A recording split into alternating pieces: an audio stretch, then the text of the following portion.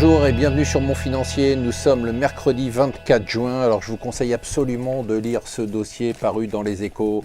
Les Français et l'argent, c'est absolument incroyable. Ça montre le changement et l'évolution de la mentalité des Français vis-à-vis de l'argent depuis la crise. Alors pour un Français, quelqu'un de riche, c'est quelqu'un qui gagne plus de 5000 € net par mois et quelqu'un qui a quelqu'un qui a un patrimoine de plus de 500 000 €. Voilà, c'est intéressant.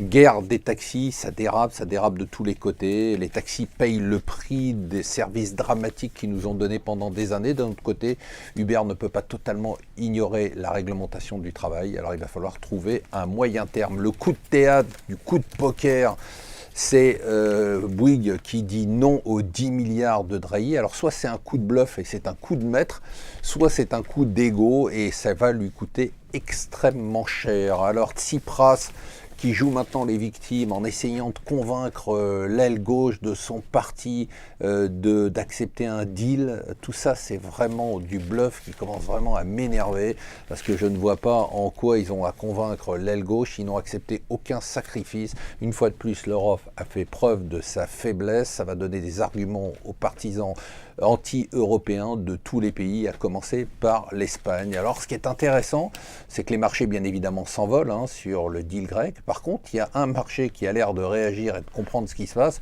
c'est le marché de l'euro, puisque lui, l'euro a baissé. J'ose espérer que c'est le seul marché où on a compris que ce deal serait un deal terrible pour l'Europe.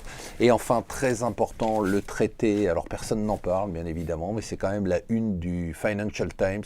C'est Obama qui obtient une sorte de plein pouvoir, un 49.3 à l'américaine, pour accélérer les négociations pour un accord transpacifique. Alors l'accord transpacifique, pour les Français ne s'en rendent pas compte, c'est tout simplement un marché commun entre l'Amérique et l'Asie hors Chine.